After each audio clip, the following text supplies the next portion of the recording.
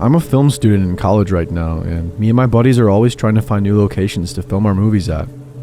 I make horror films, so all the places I'm looking for and exploring are abandoned. And tonight, me and my group of friends, there were 10 of us total, decided to check out this abandoned hospital down the street from our school. They had been there before and said it was a great spot for filming and that I should check it out. And tonight was that night. So when we get there, I have my DSLR out with a handheld LED light attached to the top of the camera to scout the place when we get inside. I didn't film any of the encounter because I usually only film the inside of these places, but I had my camera and light out to shine the way through. I was leading the way down this narrow path that led to these walls that we had to climb to get on the roof of the place, where we would access one of the rooms to get inside the building. Because I was carrying my camera and bag, I was trying to look for another way up. So I walk a little further down this narrow path and I start noticing a lot of clothes and random shoes, and even cardboard boxes lying around the area. There was even an empty sleeping bag. That's when I knew that we probably weren't alone and that we were likely going to run into someone if we had made the wrong move. And boy, did we ever. One of my friends walking behind me down this path notices a door to my right. It's closed, and my guess was that it was locked and not worth trying. But he already had his hand on the door handle and starts tugging. I look over, and it barely cracks open, but something is holding it from the inside. I shine my LED on the inside, and I see a shirt tied to the inside door handle to another part of the room, acting as a lock. But my friend, being the way he is, tugs again and rips the shirt right off, and the door swings wide open. Inside, there is someone sleeping on like a table or a couch, alongside with a group of terrifying looking people, sitting by a light inside the room, and they all stop and stare at us. In the short glimpse that I got, my friend yells, "Oh shit, get out of here," and slams the door and just bolts past me. I was standing there a little shaken, almost feeling like I should apologize, but I just followed him instead. My other 8 friends are already on the roof at this point and ask what's going on, and we just run for our lives out of the area. I hear the door in the path swing open, but I couldn't look back. From there, me and my friend meet back to a higher part of the area, away from any entrance leading to the hospital. There was a small gap that you could jump across to get to one of the roofs of the buildings that my other friends were on. About 4 of them follow us and jump across, ready to get out of there, but the others stay on the roof and watch us, stuck like statues. I look at them, confused at what they were staring at, and I begin to hear this metal dragging on the concrete. I turn around and there's a crazy looking man, maybe mid-20s, dragging a baseball bat, with nails all along on the end, walking towards us as he drags the bat along the concrete, acting just like Negan from The Walking Dead. My heart sinks. At this point, I turn off my light, and all that's shining is the moonlight. I keep my hand on my pocket knife, desperately trying to think of anything to do if he starts swinging, but I knew there was no way I would come out alive if I tried anything. Plus, I gotta take care of my camera. So he walks closer to us, and the first thing he says is, "You're gonna want to keep that light off." And everyone is silent. I'm practically shaking. He then starts circling around us as he says, "You guys are never going to come back here, right?" He walks past me and sees the camera and raises his bat, saying, "You're going to put that stupid camera away." And I just barely say, Yeah, it's off." He looks over to my friends watching on the roof past the gap, and he points to them, and he says, "Jump." And they stand silent. The guy says again, "Jump across right now. Just run and jump. You'll make it.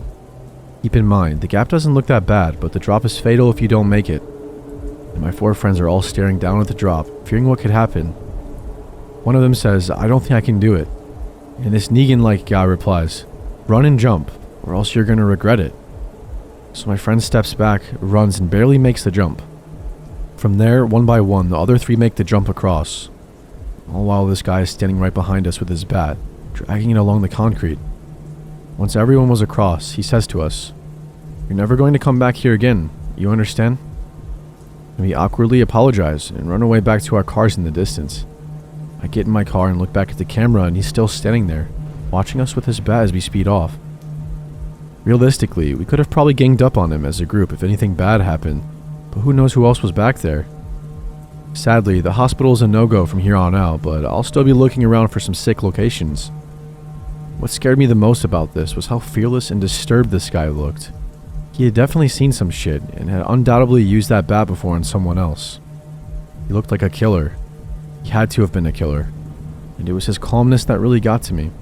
Definitely a lesson learned.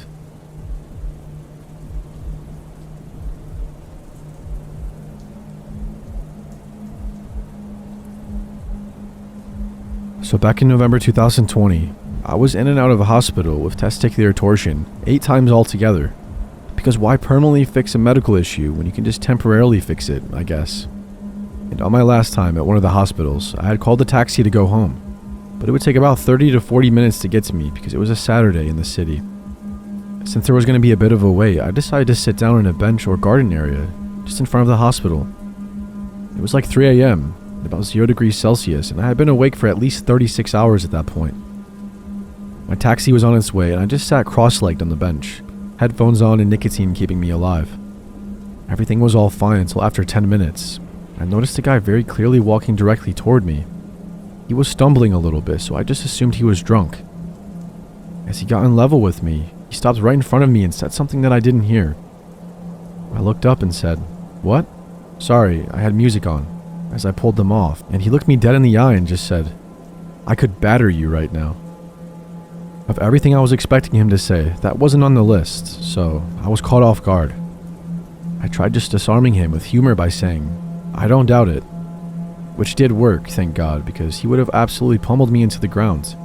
And every time I said that or something similar, he'd just say, "I could batter you. I want to deck you right here, right now, and I could take you in a fight." Just to recall a few of them. After his anger had toned down, he sat on the bench next to me and started generally drunk rambling about his family and his friends, and very specifically, his best friend's girlfriend that he was having an affair with. Then he pointed out to my shoes, saying, "Those are nice, mate. Can I have them?" Obviously I said no firmly, but not aggressively, then said thanks and told him about the fact I got them on sale. He then said, "Can I touch them?" Which was immediately a big red flag. I politely declined, and he started rubbing my shoe anyway. I was still sitting cross-legged on the bench. Then in one swift movement, he grabbed my ankle, pulled my entire leg up to his face, and put the entire toe of my size 11 Converses in his mouth. At which point, while sitting, I stunned silence. I started desperately looking around, and I see the hospital police walking over. The officer asked if we were here together, and he said yes, and I said no. The officer then asked if he was a patient. I said yes, and he said no. I told the officer I was just waiting for my taxi, and the guy rambled about something that I couldn't really make out to the officer, who suggested to move along. The guy stood up and gave me a handshake and walked off into the night. The officer obviously asked if I was okay, and I told him what happened, and he was just as confused as I was. After that, my taxi was due in 5 minutes, so I went and stood on the opposite side of the hospital where the taxi rank was. I asked some friends who are familiar with a lot of drugs what he could have been on, and they unanimously said meth, and the shoe thing was probably just a fetish.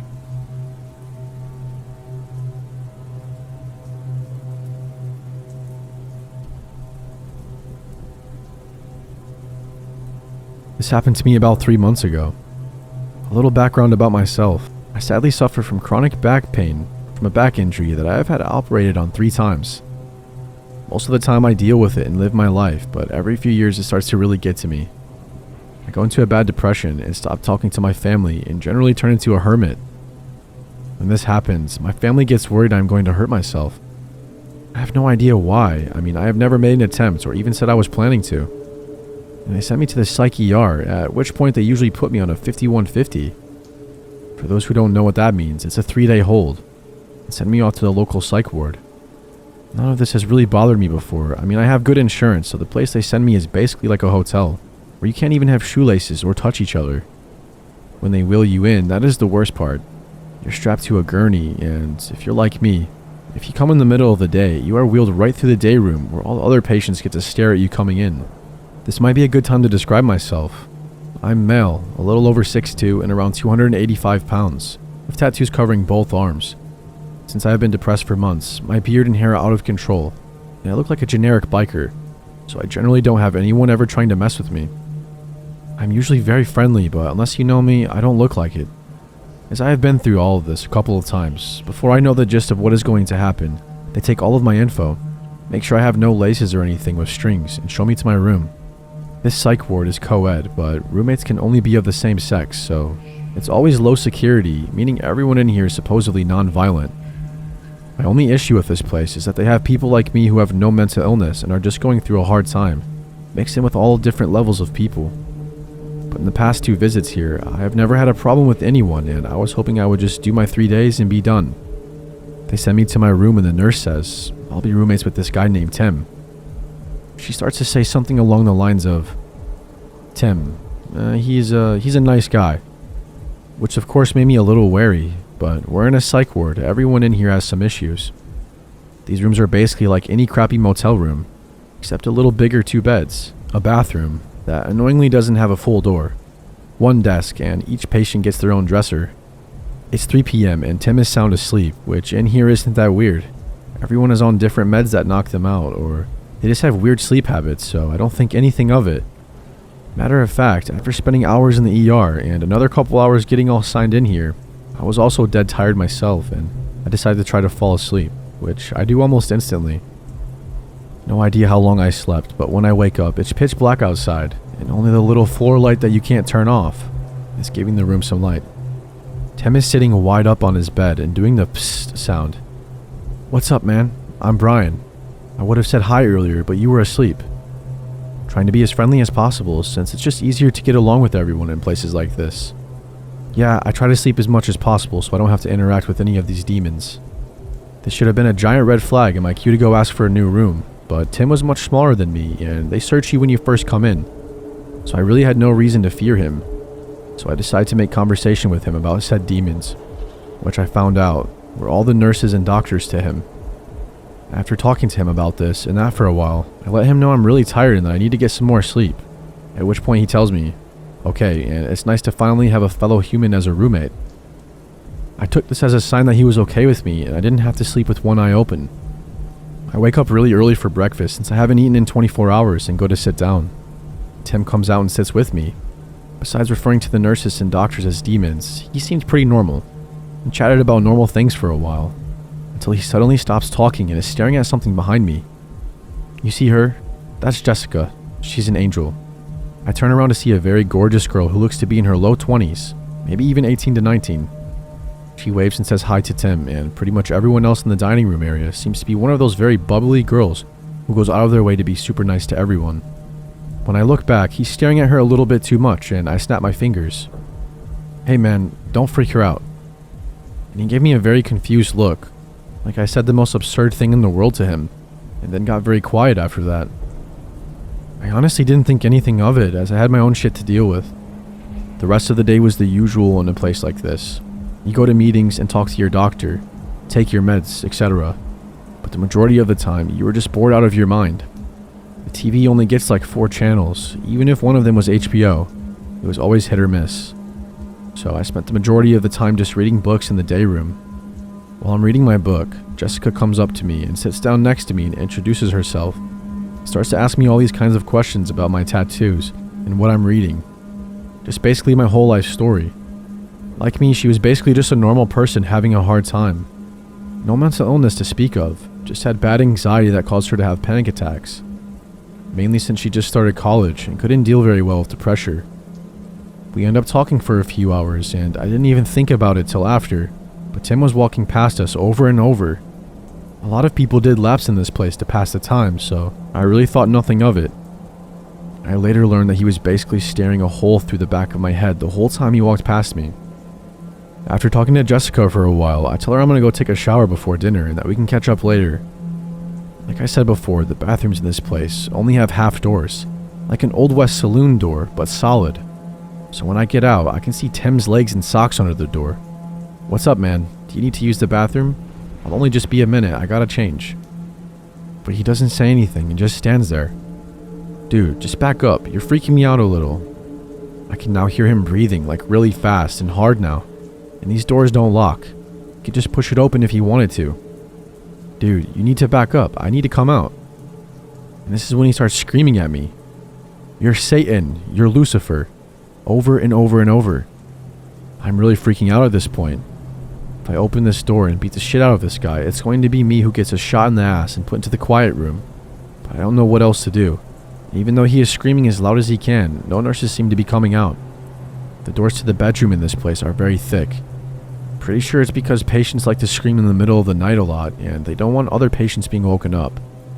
Which is a nice policy, but it's really putting me into a bind right now.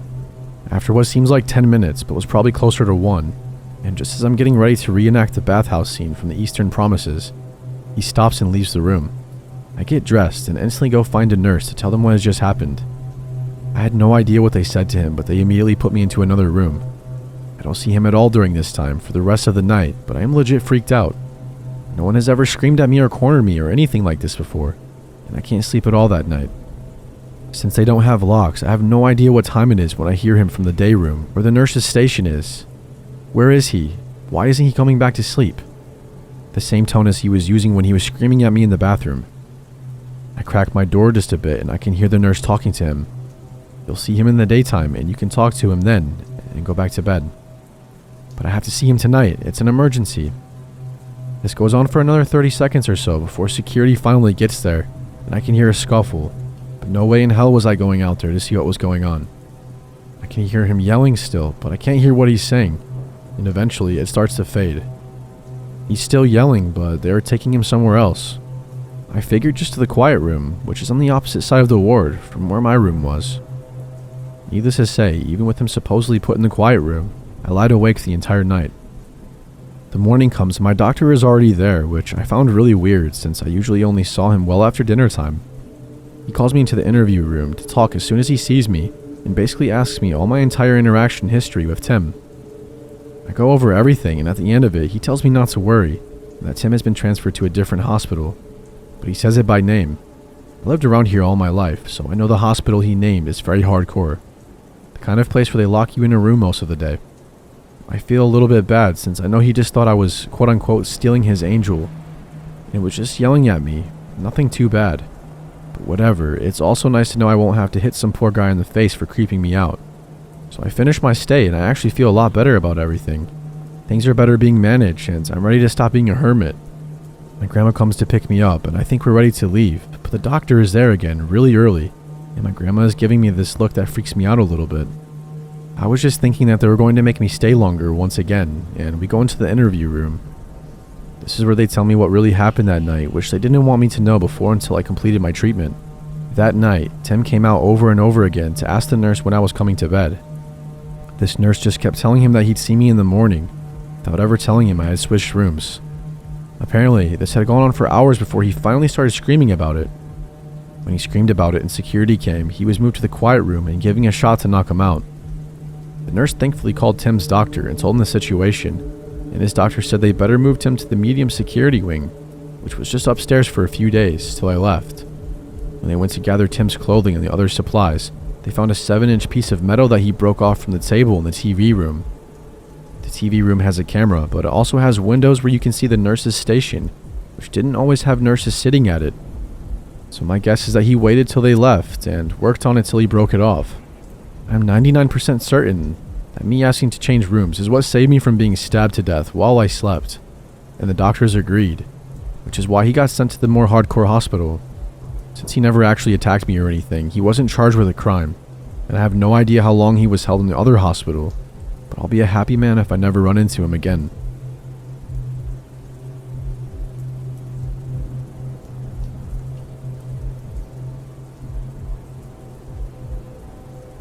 My grandfather Jim died when I was 17, around 5 years ago, and his last months were rough on the whole family.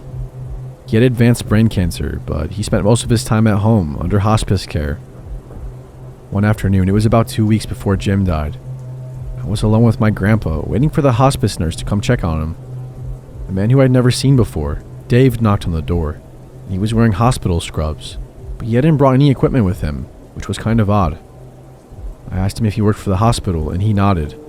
He said that this was his first shift with Jim, but that he reviewed my grandfather's file, and that he wanted to speak to whichever family member had the legal authority to pull the plug.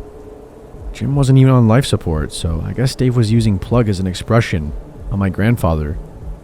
I should say that I live in a right-to-die state, where euthanasia is legal, so it's not like that option had never occurred to us, but as far as I know, no member of my family had ever expressed an openness to euthanizing Jim.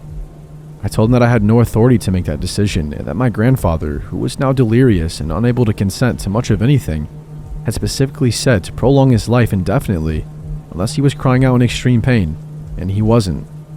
Dave put his hand on my shoulder as though he were consoling me, and he talked about how old people become burdens and that their family needs to let go of them. Then Dave pulled a bottle of pills out of his pocket and said they were barbiturates, and that would trigger a peaceful death.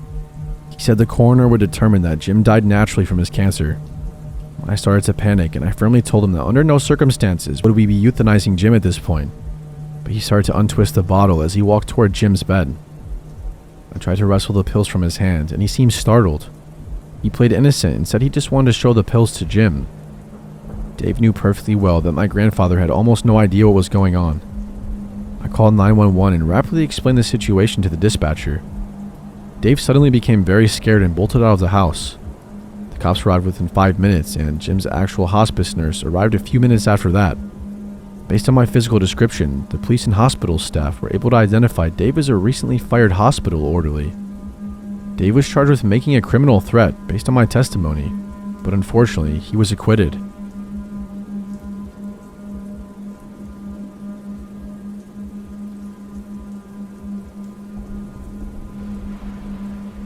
In 2015, I was living in East Hollywood and working at a creative marketing agency as a project coordinator. The pressure of having to provide for my 1-year-old son and his mother, combined with grinding hours and travel of my job, had begun to consume me. It felt as though the city were eating me from the inside out. One late afternoon after work, standing in our bathroom, my chest began to cave in with pain. My girlfriend called 911 and an ambulance took me to the hospital. I was in the emergency room for the rest of the evening and into the night, as they administered IV Ativan, and I calmed down. Around 11:30 p.m., I was discharged.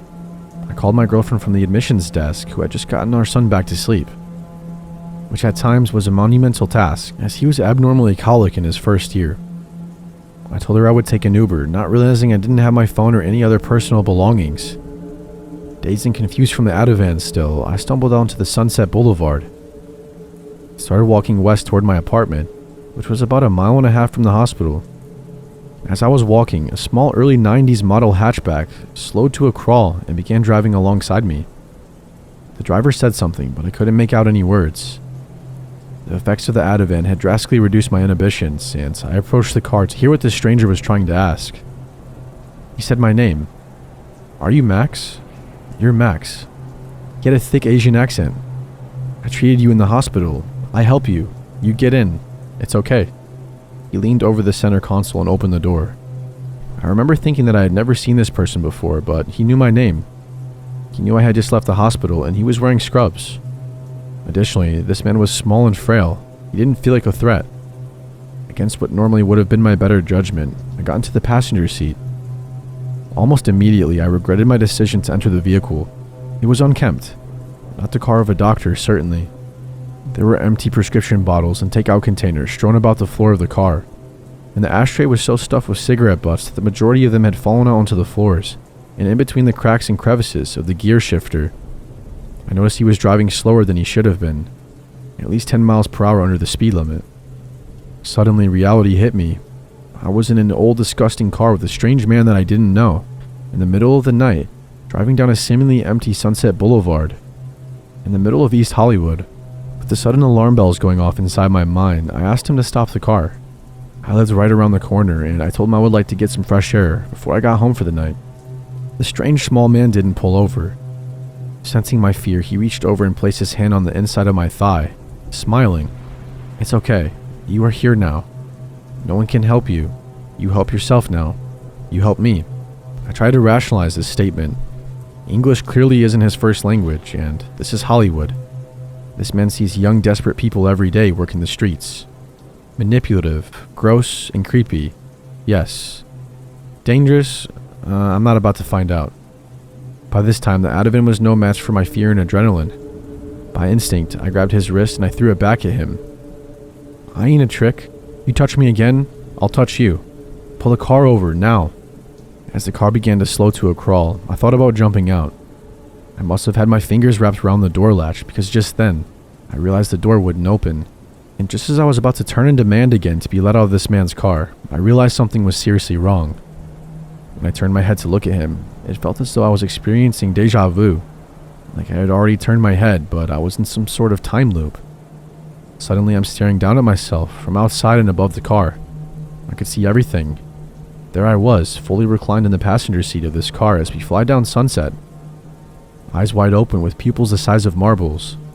It was the scariest thing I've ever experienced in my life. I don't know if what I was seeing was fact or imagination, but my abductor had one hand on the wheel and the other seemed to be going through my left pocket as if he was frantically looking for something. I don't know how to explain the rest of this experience, but I have strong memories of coming back to reality under the fluorescent lighting of a gas station, finding myself staring at the door latch and unable to move. The next thing I know, I'm walking into a convenience store looking for a phone. I felt like a train had hit me, and I remember being so confused and embarrassed that I couldn't even articulate what had just happened. I didn't know if 15 minutes had passed since I got into this man's car or 6 hours. I didn't even know if anything happened at all. Maybe I was in the middle of a psychotic break. As the sun came up, I realized I was on the Sunset Strip. I remember looking down at my hospital band, and I remembered about the panic attack in the emergency room. I remember the emergency doctor who treated me so kindly, and I remember the woman who helped me call my girlfriend before I left. And I remember that small, frail Asian man who wore scrubs and called me by my name, who so selflessly offered me a ride home. I don't remember ever telling him where I lived, and he never asked.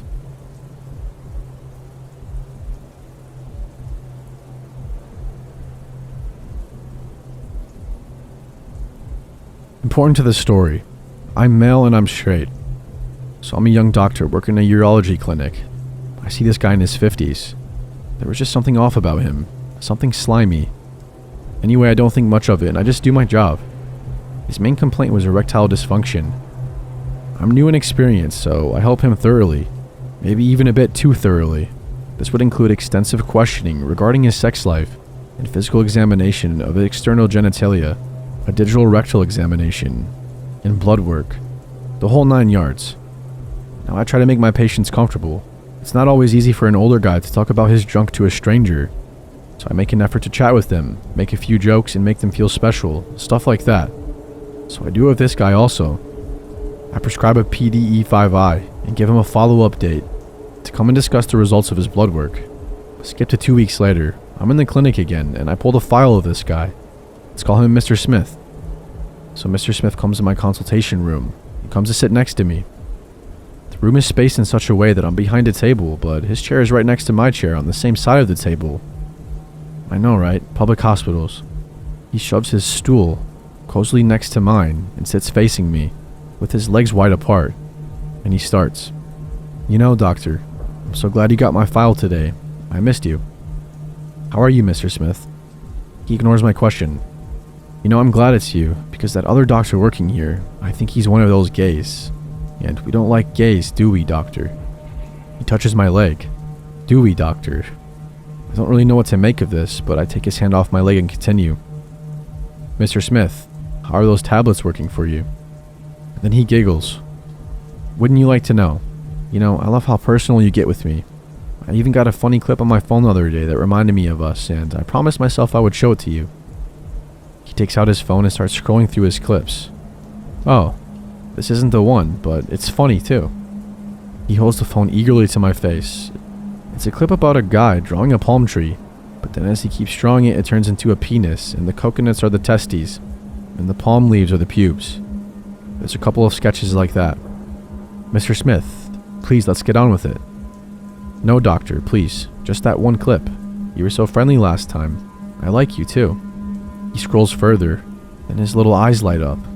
Oh, here it is, doctor. This is the one. Very funny. Oh, it reminds me so much of us. He eagerly holds the phone to my face again, and the clip starts with a huge white man.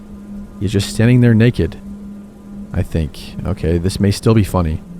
So you hear a door open, and in walks another massive man in a doctor's outfit. So you were the patient, he says. Yes, doctor. The naked man answers. Lie down, the doctor says. So the naked man lies down. I'm still waiting for the punchline. So the huge doctor starts examining the naked man, and he accidentally touches his crotch. Something starts feeling horribly wrong to me. I look at Mr. Smith, and he is eagerly holding the phone to my face, but he isn't looking at it. He's only looking at me, almost giddy, smiling from ear to ear, childlike excitement in his eyes. Mr. Smith, why would you think I'd want to see this? No, just keep watching. It gets better. He was showing me gay porn. I rushed to the consultation and dismissed Mr. Smith, and then I got up, walked out of the clinic, across to the other side of the hospital. I went and stood to the landing pad of the helicopter and freaked the hell out. I thought, no, I'm overreacting. I'm just taking it so badly because I was molested as a child. It was just a pass he made. Anybody can make a pass at anybody, right? It's normal. I'm saying these things to myself as I'm standing there sobbing like a 6-year-old boy.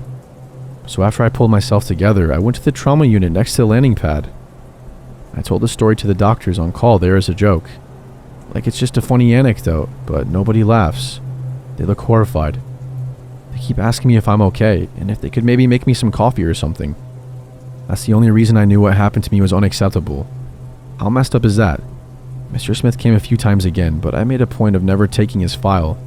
Screw him. And then apparently, I blocked the whole thing out. That's until the other day when I wrote the previous story. No, I just want to clarify I don't have a problem with homosexuality or even gay porn, but I do feel that it's okay for me to not want to look at it.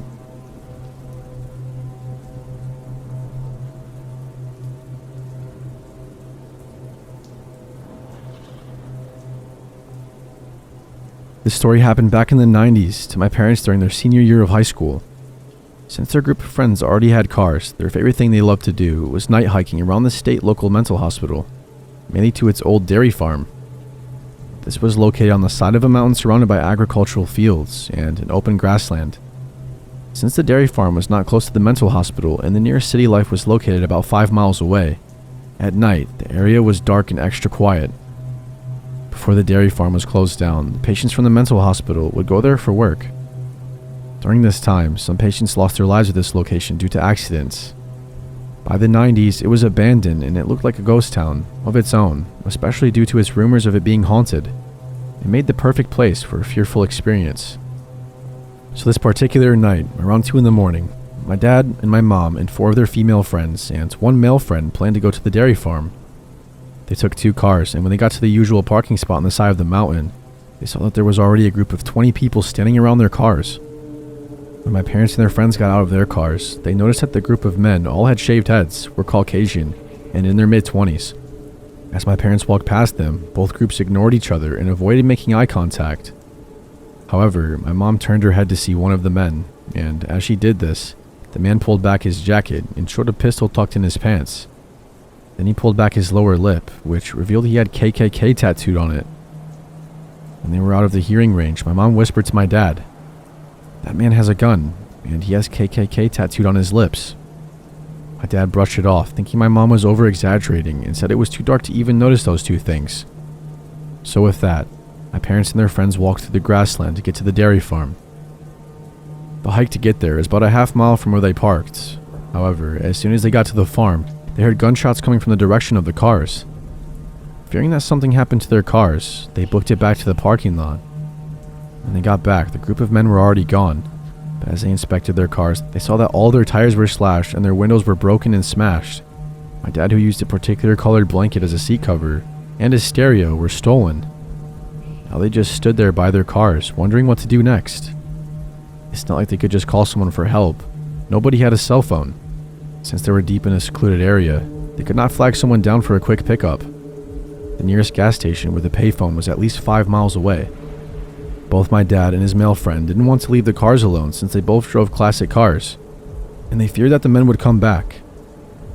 Eventually it was decided amongst them that sending both males to run to the payphone was the best option, leaving the women by themselves with the cars. This was because they feared that the shaved head men were waiting down the road, expecting them to walk to the payphone. My dad and his friend ran to the gas station. As they left, my mom and her friends all gathered heavy rocks to use as some sort of protective weapon, and they hid away in the bushes and behind the trees. 2 hours passed when my mom noticed headlights coming down the road. 2 tow trucks rolled into the parking spot. An immense fear spread throughout the group until they saw that out of the tow trucks came my dad, his brothers, and their friend. They hooked up the cars to the tow trucks and they were out of there in a matter of minutes. My dad told my mom that as they were running down the dark and empty road, they kept their eyes open just in case the men were hiding with their cars' lights off. Luckily, they got to the gas station without a problem. This next part might be hard to believe, but it's 100% true. 2 weeks had passed and my dad managed to get his car fully repaired and drivable again. My mom and dad were driving to the local store where they parked and got out of the car. As they were walking to the store, a man was walking toward them. As he got closer, my mom realized that this was the same shaved-headed man who flashed the gun at her. My mom immediately told this to my dad, but just like the first time, my dad denied that this was true. Then 2 weeks later at the same store, my mom and dad were sitting in their car while my mom saw a car pull up next to them. As the man got out and just stood there by his car, she quickly noticed that it was the same man from before. My mom immediately told this to my dad, and again, my dad denied it, but my mom looked into his car and saw the very recognizable colorful blanket that my dad used as a seat cover. This was when my dad finally connected the dots and got out of the car to confront the man. But the man, realizing what was happening, jumped back into his car and drove away. They didn't have time to get the license plate. The next week, when my dad was filling gas into his car, a car pulled up right behind him, and lo and behold, it was the same man. My dad immediately got into the guy's face, ready to confront him, but the man's friend got out of the car, and one of them pulled out a gun. The man with the gun then told everyone to get inside the car, and that group drove away. It has also been almost 30 years, and they have never seen those men ever since. To this day, my parents still wonder if all those encounters were a coincidence or something more sinister.